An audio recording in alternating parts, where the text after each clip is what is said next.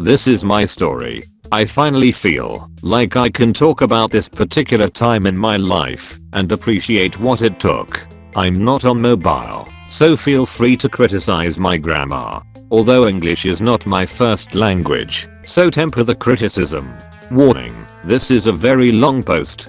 TL. Doctor, abuse has made my first year of high school a waking nightmare. Asshole vice principal was the final straw. I decided to face my fears and took them all down. Vice principal gets fired. Most of my abusers get a decade plus in prison.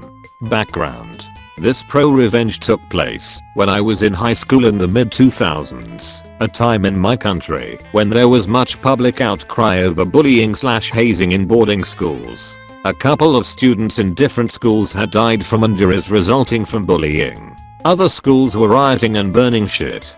They were under increased scrutiny. It was a whole thing. Personally, my life in high school was not fun. I was a fat boy with very low self-esteem going into my first year. The bullying I experienced quickly led to a depression. I was prone to self-harm and recklessness, and a bit of suicidal ideation. The thing that made high school particularly nightmarish though was the sexual abuse. Low-key comments about my sexuality from this group of about 5 boys in 4th form. They called me and my best friends gay. The social stigma associated with homosexuality here is really extreme. These boys would stalk and terrorize me. They left threatening notes under my sheets. We are going to fuck you up for being a fucking gay. We are going to fucking rape you, etc. So I had only one close friend who knew what was going on.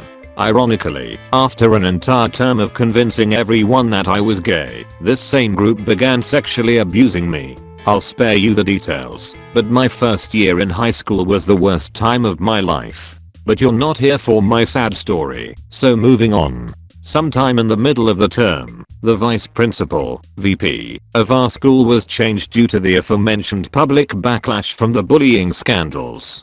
The previous VP was a decent man, but the new VP was not. He came with a well-earned reputation of being unnecessarily harsh, dishing out suspensions and expulsions like candy on Halloween. The last straw. A few weeks after the new VP came in, and I'm having an incredibly shitty week that is really battering my mind. Yes, the bullying and sexual abuse was still going on. Now, every Friday night, a group of kids used to climb through a window into the computer lab and play video games. The windows had bars on them, but a slim person could fit through. I'm not slim by any definition, unless the definition is fat. Among this group of kids was this troublemaker dude in my class and my dorm with the same common name. Turns out, the VP had confused the two of us, and I was the one who was in his crotches. That Friday, the kids were caught. Some of them, including my namesake, managed to escape. The VP was called in, and the students who were caught snitched. Security was sent to the dorms to bring the other culprits. Cue me being woken up at 3 AM in the morning and dragged to the scene of the crime to endure a beating for something I hadn't done. Corporal punishment was tacitly legal then/now. My explanation that there is clearly no way for me to fit through the window were met with more canings. What really pissed me off was that the VP had us bring our belongings to his office at night for an inspection with the excuse of searching for stolen computer equipment. He came across my very private journal, and like the dick he was, he proceeded to ridicule me for having a diary in front of the teachers, watchmen, and the students I was bundled with. It didn't help matters that I broke down and cried in front of them. I don't think I have ever felt such humiliation in my life before. The following morning, we were suspended for 2 weeks. 2 weeks later, my parents took me back to school. I had only told them of the mistaken identity that I suspected and the wrongful accusation. They already knew about the bullying. I didn't tell them about the VP going through my diary or the sexual stuff. I was still writhing in humiliation. The VP, being the absolute bunghole that he was, had convinced himself that I was the ringleader of this group of boys. Again, mistaken identity, and thus deserved extra punishment.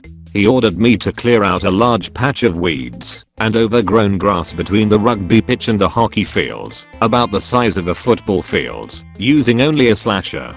Just as I'm about to head out, it starts raining, and it's the middle of July, so much cold. Temperatures regularly dip to below 10 degrees Celsius at night.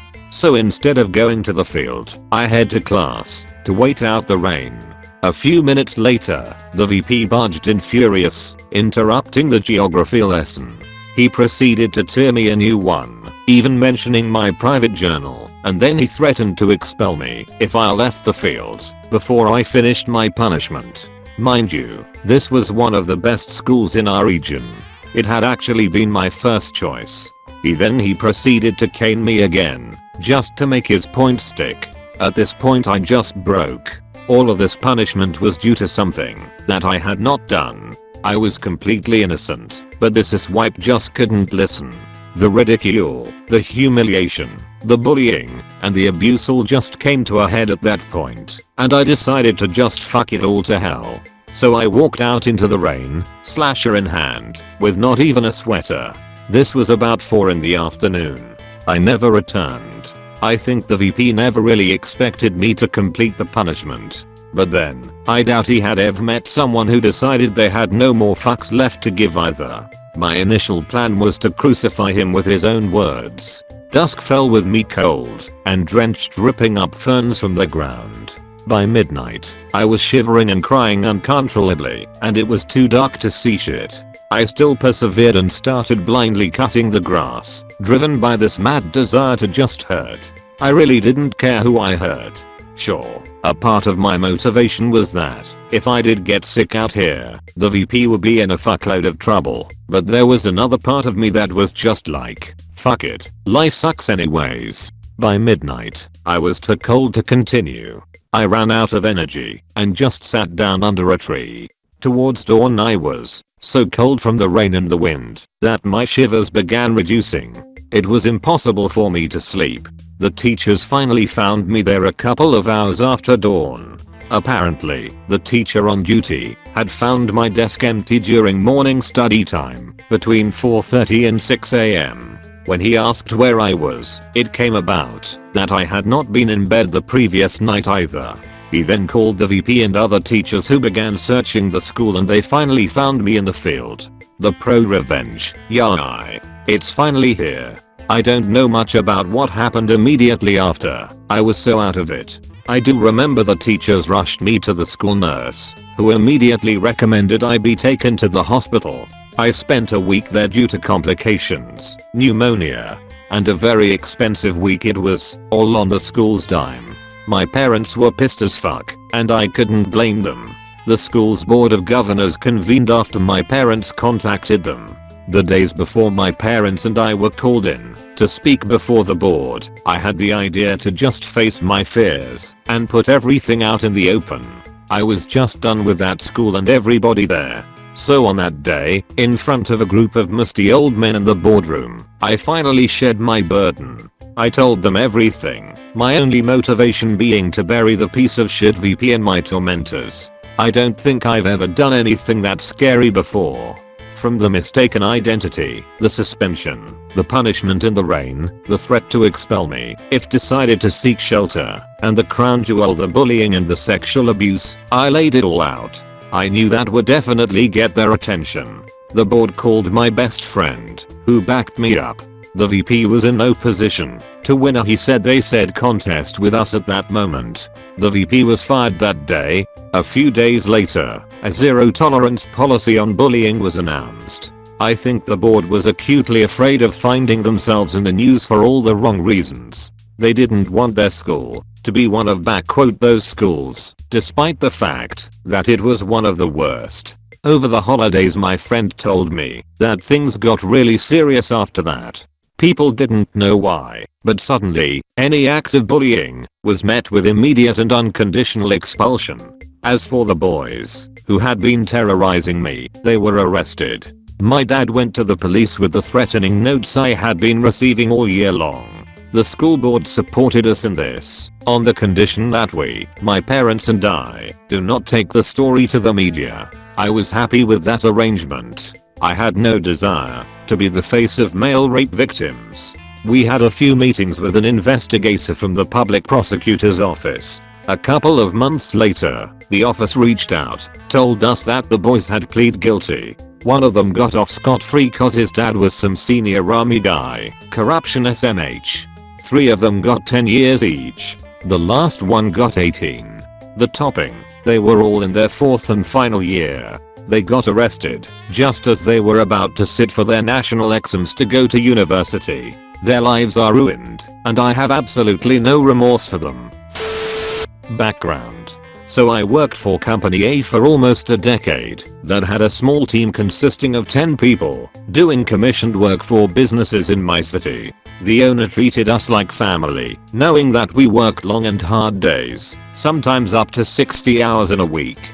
He paid us better than expected. Bonuses and perks he negotiated with businesses that commissioned our work. Even gave the whole company a week off paid when his son was getting married, so we could attend it. We had our squabbles like any other family, and things weren't always bright and perfect, but this is to show how nice owner treated his employees and didn't screw me over.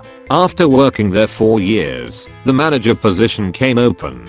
Since by then I was one of the most senior workers with Company A, so I thought I would apply, which had a few others interested to as well. I didn't get the position, mainly because, despite my experience at Company A, I didn't have a business administration degree. Someone who worked for owner did, so he got it. Realizing the education I would have to get, and the demand of this job, I thought long and hard and concluded that, if I wanted to go anywhere in life, I would have to get that degree. Coming right of high school, to work for Company A was great, but if I wanted to do something more I would have to go to university. I talked to the owner, and gave my 2 weeks notice. When I explained what I wanted to do, and why, he understood that I was trying to make something of myself. This all becomes relevant later, I promise. Going to university, I found that I had tuition covered through government grants, but not things like food, rent, etc. So I looked around and eventually found work at Company B. Company B was a retail store with a bigger staff than I had been used to, somewhere around 50 employees, but had such a huge employee turnaround that it was scary at times.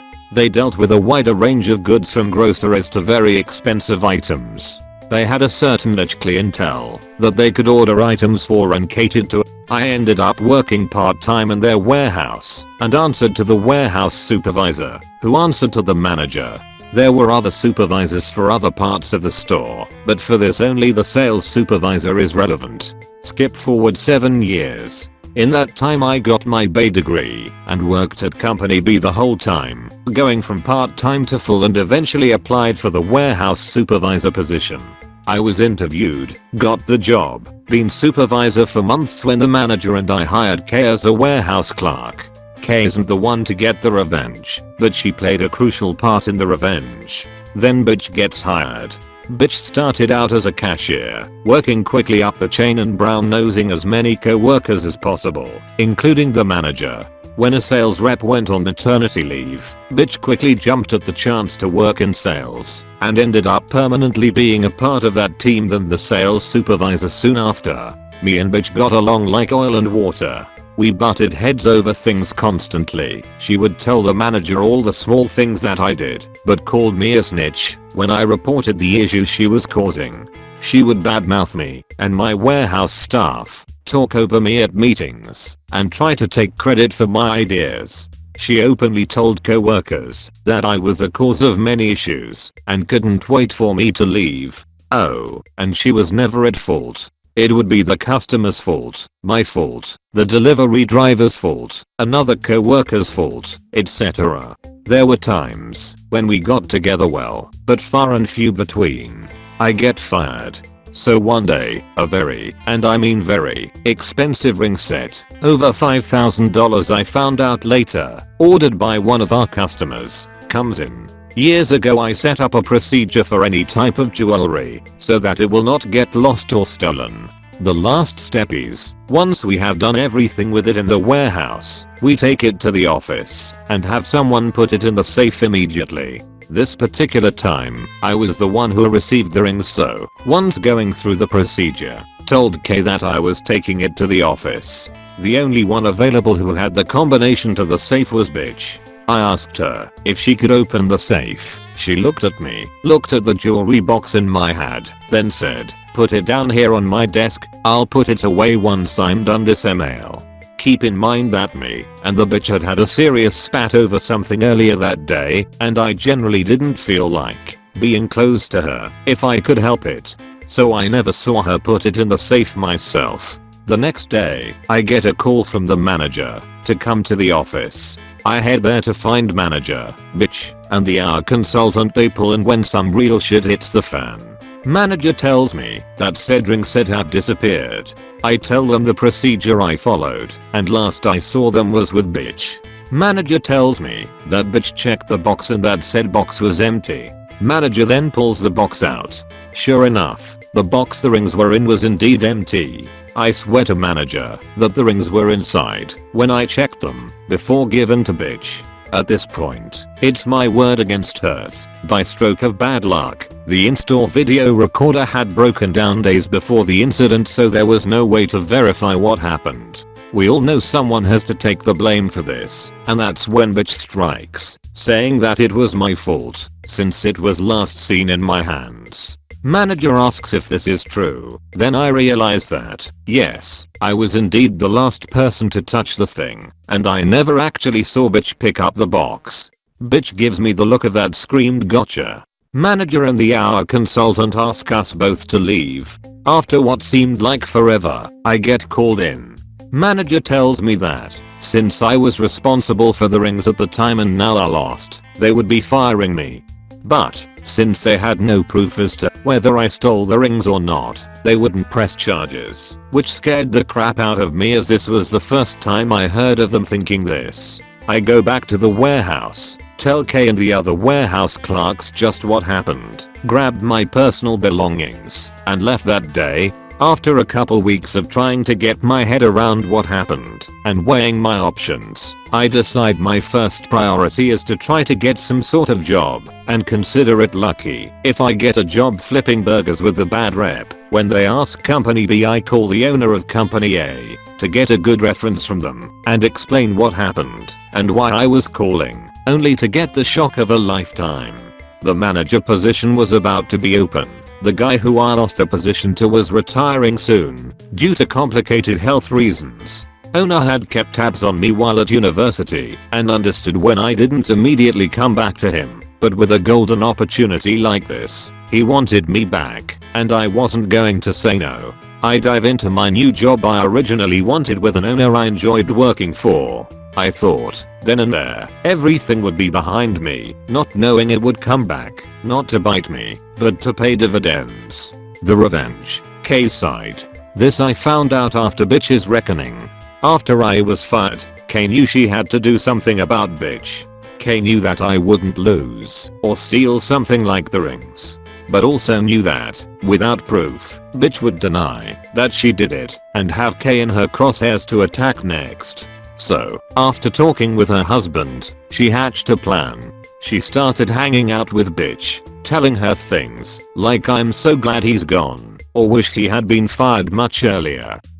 Bitch, feeling high from getting rid of one of her thorns in her side, soaked it all in, and after a couple weeks, invited Kay and Kay's husband, from now on KH, for drinks at her place with her and bitch's husband, BH. Months pass. Kay and KH do things regularly together with bitch and BH, including drinking on weekends and couple related events. When together, Kay would occasionally badmouth me, and bitch would agree.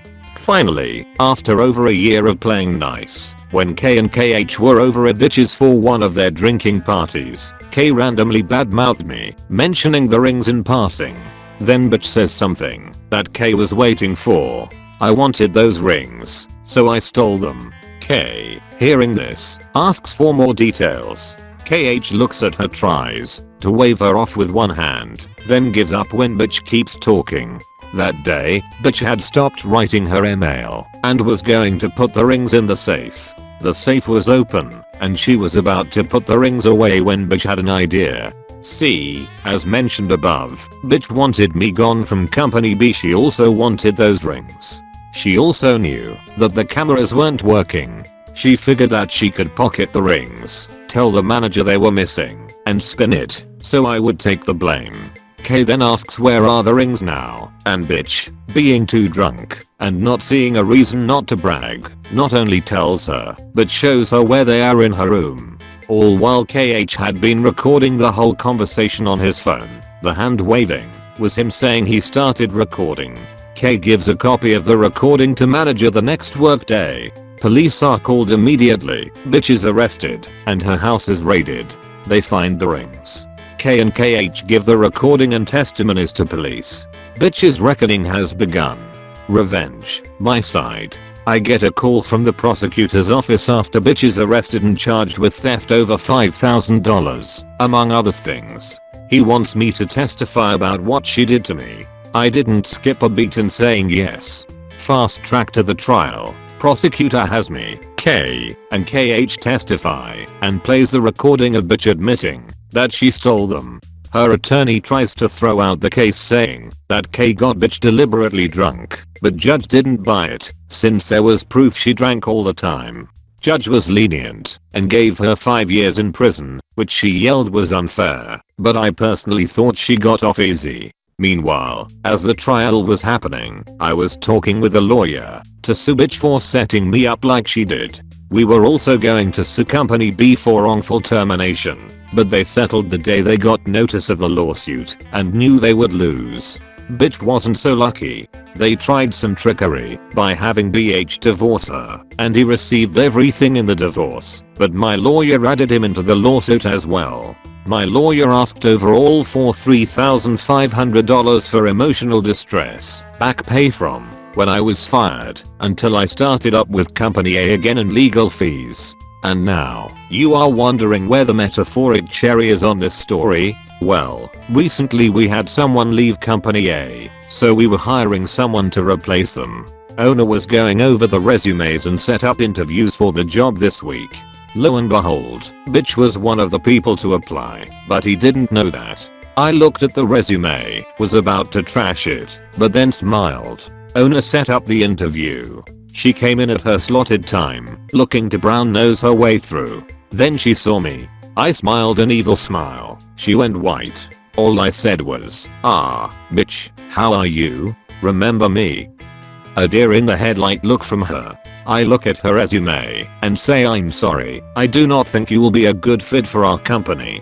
Thank you for applying." She said not one word and left. Edit. I forgot to mention that it had been almost 6 years between her last job, company B, and her coming into the interview. Edit 2. Thank you everyone for the medals. Yes, I kept in contact with K and KH since leaving. I've told them about this post and the respect people had here for them. My first job after college many years ago was working for an office supply company. Started as a summer job and got extended. This was the kind of company that, when a big firm moves into a new building, they would roll in with interior architects, designers, electrical workers, gardener, and everything needed to make it ready for business. My job was to coordinate the parts for the bigger clients. If clients needed special solutions, they billed my time at $600 hour. I was astonished by this rate, but on a multi-million dollar sign bill, this would be a small part. The top boss had a really beautiful assistant. He clearly liked her a lot, and I started to hang out with her.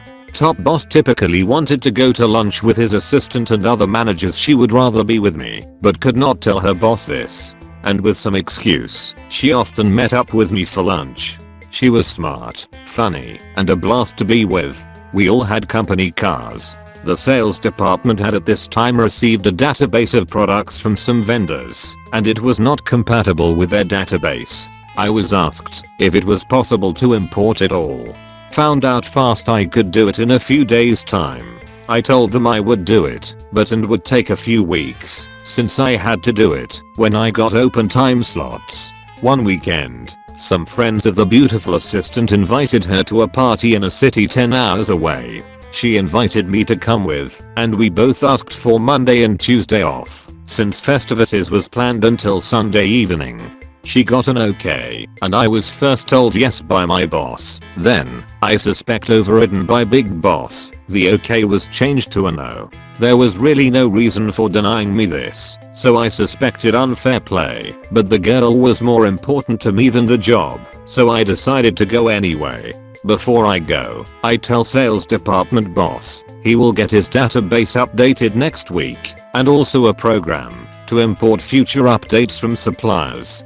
He was very happy about this, as this has been a big problem, and they had some big orders waiting for the tools I was writing. Weekend comes, and we take her company car and go. On Monday, boss calls, and I tell him I cannot come in before Wednesday.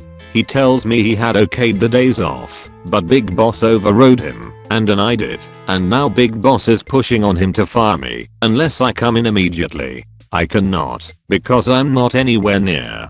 Wednesday morning, I show up to work, and my desk get cleaned out, and I'm told I had been fired. My boss tells me he is sorry, but it was demanded by the big boss, and most of my colleagues knows what is going on, and is pretty much on my side. Now load up my stuff, and I drive my company car to an attorney. He tells me, 1. Until I have a written termination notice, I'm still employed and being paid, and also that 2. The way I had been fired had broken a bunch of laws.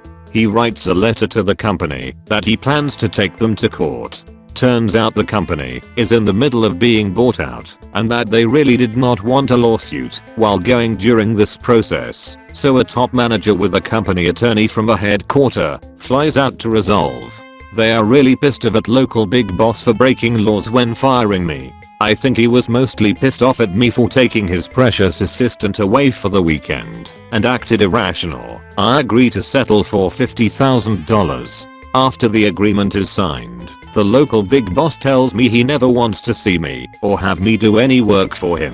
When the sales department manager finds out I was fired, he is quite upset.